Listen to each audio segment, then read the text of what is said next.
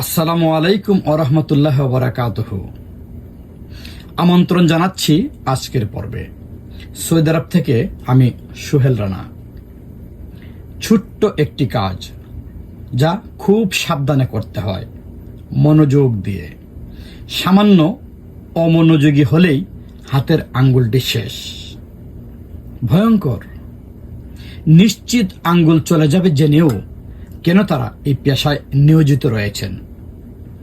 মূল কারণ হলো টাকা। কত টাকা শুনলে চমকে উঠবেন, অবাক হবেন।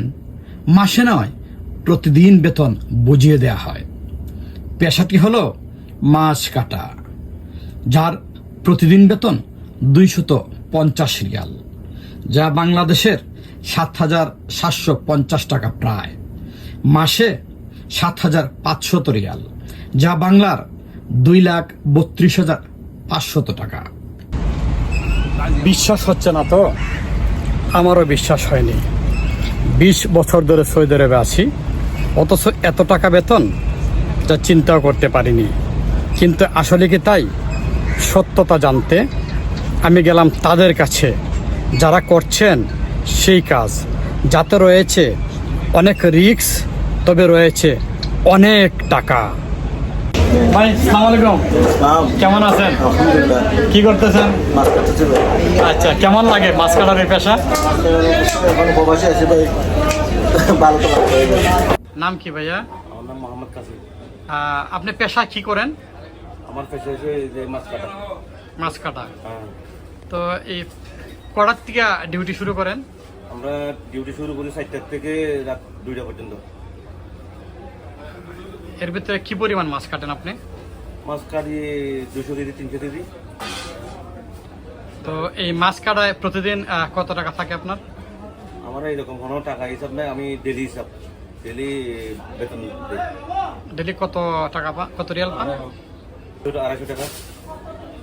তো আপনাকে কি উনি কি ডেলি টাকা ডেলি দিয়ে দেয় নাকি টাকা ঘুরায়? না না, ডেলি টাকা দিয়ে দেয়।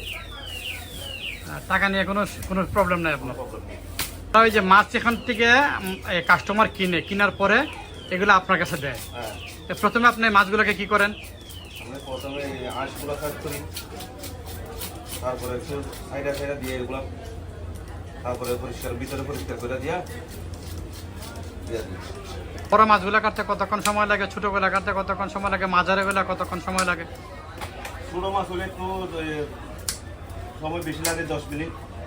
মাঝারি হলে 15 মিনিট, আর একদম বড় হলে 5 মিনিটে হয়ে যায়। বড়গুলো একটু সুবিধা বেশি। আচ্ছা, তাহলে তো আপনি মোটামুটি ভালো একটা পেশায় নিয়োজিত আছেন ইনশাআল্লাহ। এই যে মাছ কাটতে গিয়ে আপনার কষ্ট হয় না? কষ্ট তো হয়, অনেক কষ্ট হয়। কি করবো, প্রবাসী কাটতে তো হবে। আচ্ছা, এই মাছ কাটতে গিয়ে কি কি সমস্যা হয় একটু বলেন তো? মাছ কাটতে দা লাগে হাতের মধ্যে, আঙুল খাইতে যায়, এরকম সমস্যা। তা আমি যে স্পিডে মাছটা কাটলেন আমি দেখলাম যে একটু অসাবধান হইলেই তো আপনার একটা অ্যাক্সিডেন্ট হয়ে যেতে পারে। একটু মাথায় ঠিক রাখতে হবে, মাথায় ধ্যান রাখতে হবে, এখানে তার মধ্যে একটু ধ্যান রাখতে হবে।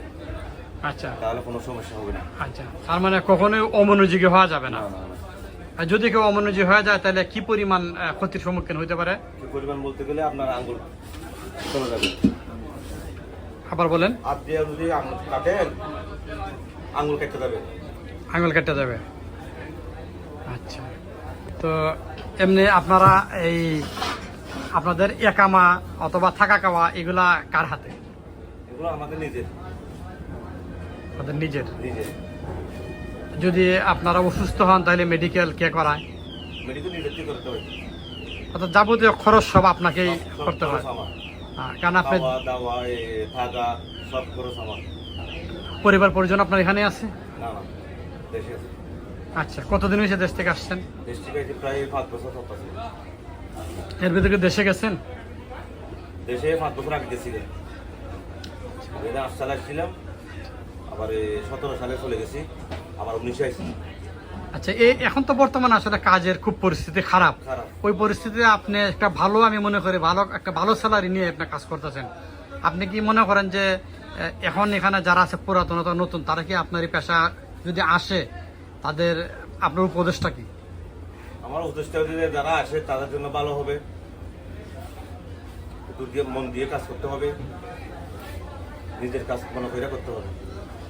আচ্ছা, তো এই কাজকর্ম করতে গিয়া কোনো সময় কখনো মনে হয় নাই যে দেশে আমি এর চেয়ে তার ভালো থাকতে পারতাম?